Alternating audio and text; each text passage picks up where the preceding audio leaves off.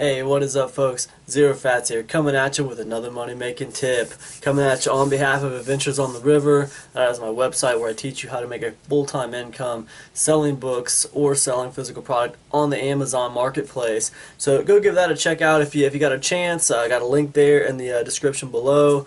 If you don't want to check it out, that's fine. I don't care. I'm here to help people though, and that's my goal. Today I want to talk to you guys about a little something I read in the newest issue of Bloomberg Businessweek. I get these magazines, you know, I subscribe to them. Bloomberg Businessweek, Entrepreneur. I try to stay current. I try to stay current on what's happening because, I mean, you know, we're in the information age and it's a lot, you know. The internet is most definitely a river. It's definitely fluid. I mean, the landscape will be completely changed in the next 5 years than what it is right now. But anyways, whatever. That's that. I'm rambling on it. I found an article in Bloomberg Businessweek that I thought was just really cool, fascinating. But it's about something called the Great Gatsby curve. I don't know if you guys are familiar with that. It's in the current issue of Bloomberg Businessweek. A guy named Alan Kruger kind of came up with this thing, called it the Great Gatsby curve, and it's basically a graph.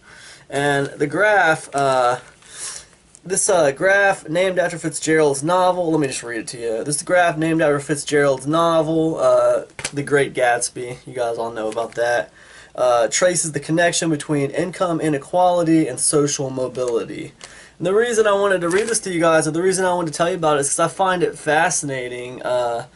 You know, like things like generational poverty and like concepts that kind of tend to keep the poor poor and the rich rich.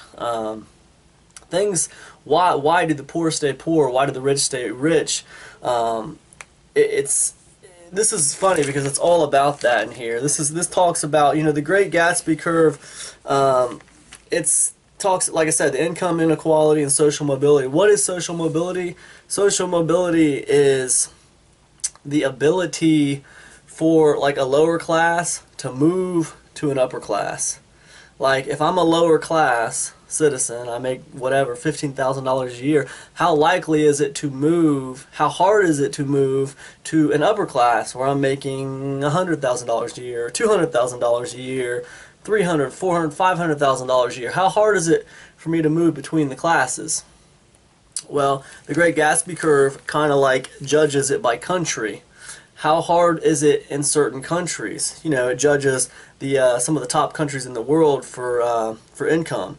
UK, Italy, US, Spain, France, Japan, Germany, New Zealand, Australia, Canada, Sweden, Finland, Denmark, and Norway are all on the Great Gatsby curve. And it kind of talks about how hard is it for a person to move from one social class to another, and how much of a difference is there between the rich and the poor? How great is the gap of inequality?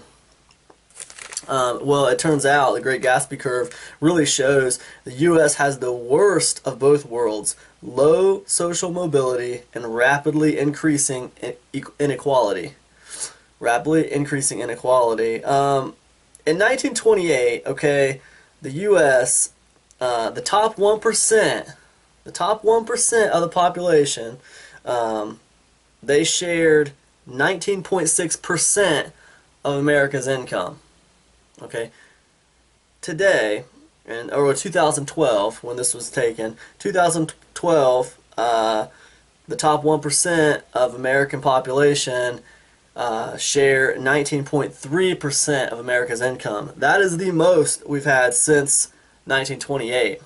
That means like almost 20% of our income is being taken up by that top 1%. The top, that's the cream of the crop. The top 1%, you know, I mean, imagine if you're selling books on Amazon, okay, and 20% of all the income that Amazon is making is going to this top little 1% of people who are selling on Amazon. This small little, let's say there's, you know, 100 people selling on Amazon, and one of those people is making 20% of all sales on Amazon, and the other 80% is divided up between the other 99, in various ways. But that top 1% is making like 20% of all income. That's basically what it's saying. It's super crazy that it's like that, And well, look, in 1973, here's an example. Like right here, you can see on this curve. In 1973, it was 7.7. The top 1% of America in 1973 was earning 7.7 of all income brought into America. 7.7%. That's huge, man. It's over than doubled, almost tripled, basically. It's almost tripled in amount that the top 1% has for income since 1973. It's amazing. What does it mean? Because I'm babbling on, and I know I'm talking about crap that some of you might not be able to wrap your mind around. It's kind of hard to fathom. But what it means is that right now in America, there's a very, very good chance that if you're poor, if your parents were poor, if their parents were poor, there's a very good chance that you are going to continue to be poor. It is very hard for you to escape that right now. In fact, what the Great Gatsby curve is insinuating is that it actually would be a lot easier for you to escape that if you were living in another country besides the U.S. Basically, they're saying the Sweden dream is a lot more realistic than the American dream, so to speak. I don't know if that means anything to you guys, but these are stats. I mean, don't let them burst your bubble. It's like fantasy football stats. They're stats. I mean, you're looking at trends. You're looking at things that have happened before. You're putting them all together and trying to calculate what are the chances. That doesn't mean it can't happen. Okay, but knowledge is power, and that's what I'm trying to teach you guys. Knowledge is power. So when you look at something like the Great Gatsby curve, what do you take away from it?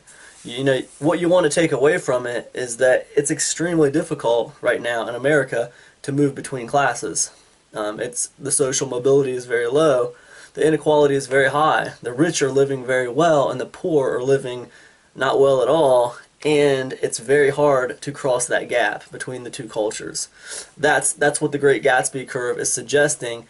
And as a poor person living in America, what do you take away from it?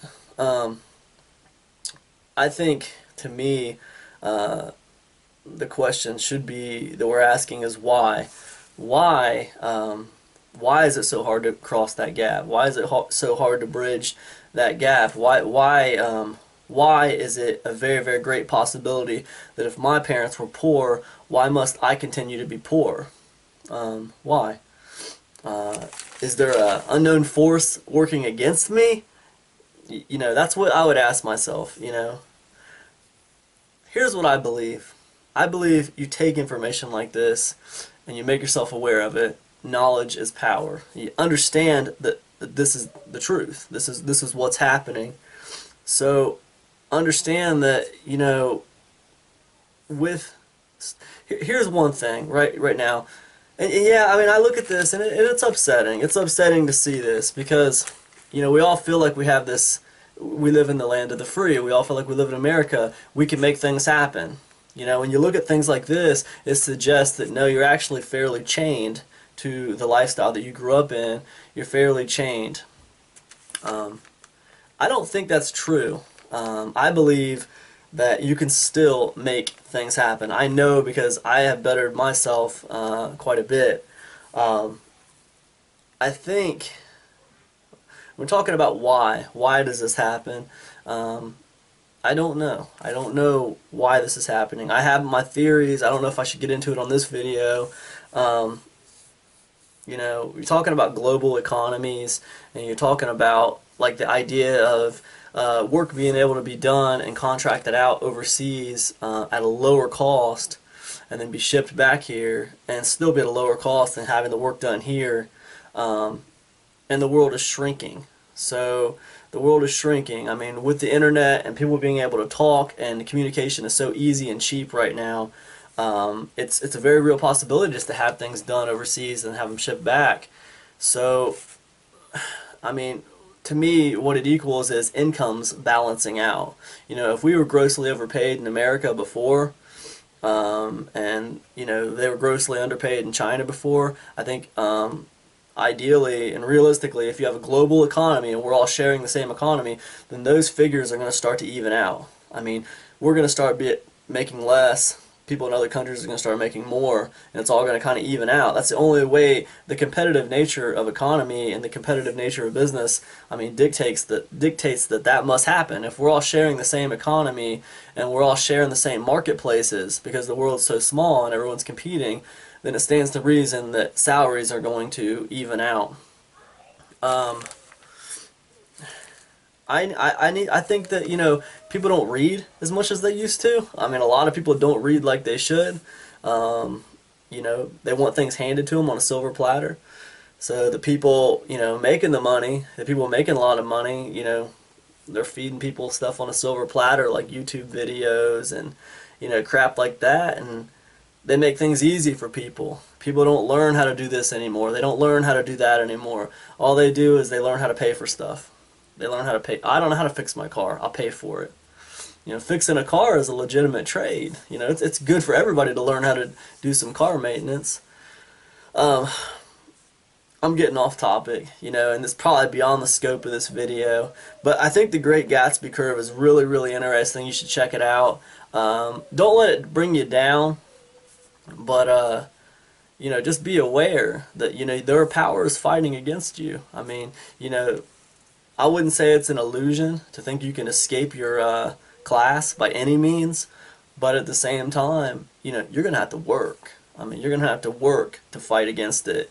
You know, if you set a goal for yourself, hey, I'm gonna make a full-time income selling, you know, I'm gonna make a full-time income selling hats on eBay. That's it. That's what I'm gonna do. If you say that to yourself, right, and you go for it, okay, well, you have to go for it. And what I mean by that is you have to study. I mean, you have to study the marketplaces. You have to study the trends. You have to figure out how you can get these cheap, how you can sell them for a higher price. You have to study everything, man, and you have to really go for it. I mean, you have to burn those ships behind you so there's no retreat. You know, you arrive on the enemy shores with your army and you burn your ships so you can't go back. You either conquer or you die trying.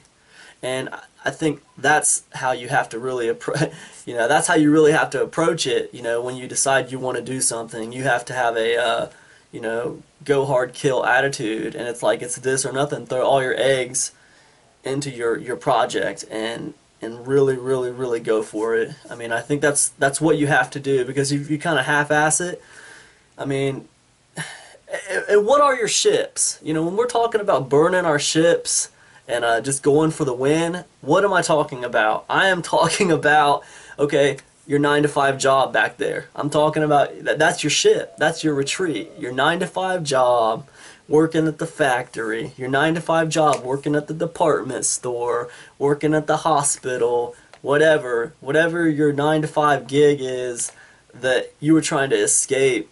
Well, that becomes like a retreat point when things get kind of hairy in your business or your business venture. That kind of becomes your retreat point, and you just go back. And why? Why is it a retreat point? Because it's comfortable. You're doing what you already know how to do.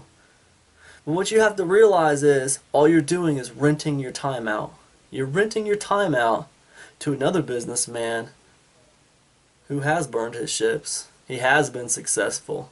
The company that you work for is owned by a man or by a board, and they are all much more successful than you because they have taken that risk. They have burned those ships, and now they have people like you working for them that are scared to take risks, that are just content making that pay, renting your time out. Well, your time is the most valuable thing. It's the most important thing. You only got so much of it, and none of us know how much we got. You know, what you choose to do with it is up to you. You know, you have a mind. You can take that mind and you can turn that time into $50 an hour. You know, if you can figure out just the way to do it, how to crack the code, you know. But this stuff like this, the Great Gatsby curve, is proof But that's not happening to many of us. Many of us are falling victim to just same old 9-to-5 job, make enough money to get by, and the sad fact is those 9-to-5 jobs aren't paying as much as they used to, probably because of global economy, probably because our economy is shrinking and salaries are balancing out with other countries a little bit. It's probably going to get worse, to me, I think, you know. There's a lot more part-time jobs out there than full-time jobs. Companies don't want to pay benefits. A lot of that has to do with the new healthcare plans that are coming out in 2014. Anyways, I'm getting way off topic, way out of the scope of this video, but Great Gatsby curve, go check it out. It's very interesting. What's the takeaway? Work hard. Burn your ships. Do not give up on yourself. Always have faith in yourself. And that's the point. Don't give up. Have faith. Know that the numbers are against you. But in knowing that the numbers are against you, you can succeed. Because many people will just fall short in the face of failure. They will just give up and walk away and go back to their job because they've given up. They've given up. Don't give up. Let this be like a great lesson to you when you look at things like the Great Gatsby curve. Let it be a great lesson to you, you know, see that everyone's failing. See that most of these people are just content with making $8 an hour, whereas 5 years ago they were making $14 an hour. Now they're making $9. Why? You know, inflation hasn't went down, inflation keeps going up. Salaries are going down. It makes no sense. No, it makes perfect sense. It makes perfect sense, but it's not the kind of reality we want to embrace. So anyways, I'm rambling. I apologize. It's been insane. But anyways, I hope you all are doing well out there. I hope you've taken something away from this video. If so, please like, please subscribe. And if you got an extra $10, sign up for my website because I can help you make a full-time income on Amazon. Anyways, I'll catch up with you guys next video. Peace.